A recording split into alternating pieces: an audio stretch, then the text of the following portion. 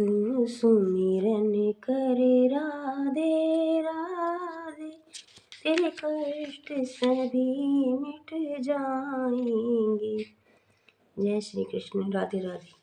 कार्तिक मास महात्म्य में कथा सुनने वाले सभी भक्तों का आज की कथा में हार्दिक स्वागत है।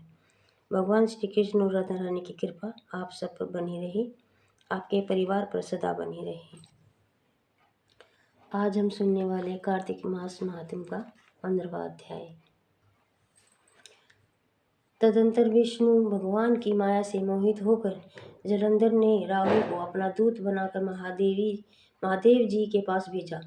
शुक्ल पक्ष के चंद्रमा की तरह शोभायमान कैलाश को राहु अपने शरीर की कालिमा से कृष्ण पक्ष की भांति काला करता हुआ कैलाश पर गया और द्वारपाल नंदीश्वर की आज्ञा अनुसार महादेव जी के पास जा उनकी भुकुटी का संकेत पाकर राहु बोला, हे वृषध्वज, देवता और सर्पों के पूज्य तथा सकल रत्नों के स्वामी त्रिलोक के नाथ श्री महाराज जलंधर की आज्ञा सुनो।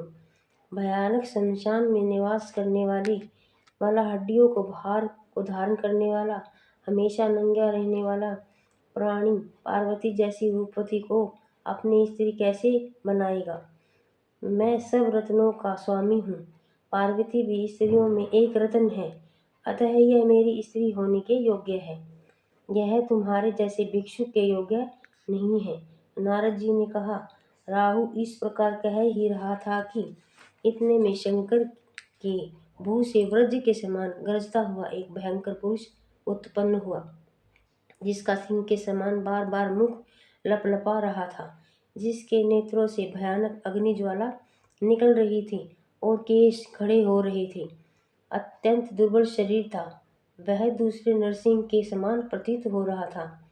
अपने को खा जाने के लिए उस पुरुष को अपनी ओर आता देख राहु बड़े वेग से भागा, परंतु उसने बाहर राहु को पकड़ ही लिया। वह पुरुष जब राहु को पकड़कर खाने के लिए उद्यत हुआ, तब उसे महादेव जी ने रोक लिया और कहा कि यह पराधीन दूत है, इसे न मारो, इसे छोड़ दो। ऐसी बातें सुनकर उसने राहु को आकाश में ही छोड़ दिया। राहु के छोड़ने के बाद वह पुरुष महादेव जी से प्रार्थना करने लगा। उक्त पुरुष ने कहा कि हे देवेश, हे प्रभु, मैं अतिशय भूखा प्यासा हूँ।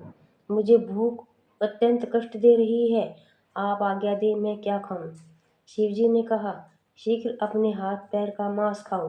नारद जी ने कहा, शिव जी की आज्ञा पाकर वह इस प्रकार खा गया कि उसका केवल सिर ही बच गया। उसके अवशेष सिर पर देखकर विस्मित और प्रसन्न होकर उस भयंकर कार्य करने वाले से शिवजी ने कहा, शंकर ने कहा, तुम्हारा नाम आज से कीर्तिमुख हुआ। मेरे द्वार पर सर्वदा रहो। जो भक्त प्रथम तेरी पूजा नहीं करेंगे वे मेरे प्रिय नहीं होंगे। नारद जी ने कहा, उसी दिन से महादेव जी के द्वार पर कीर्तिमुख रहने लगा। तभी से जो कोई शिव जी की पूजा के पहले कीर्तिमुख की पूजा नहीं करता, उसकी पूजा व्यर्थ हो जाती है। उस राहु को कीर्तिमुख ने बर्बर नामक स्थान में छोड़ा था, इसी से उस स्थान का नाम भी बर्बर पड़ा। कीर्तिमुख के छोड़ने के पश्चात राहु ने अपना पूर्व जन्म मानते हुए जलंधर के पास आकर अपनी सारी कथा सुनाई। आज की कथा में इतना ही। आगे की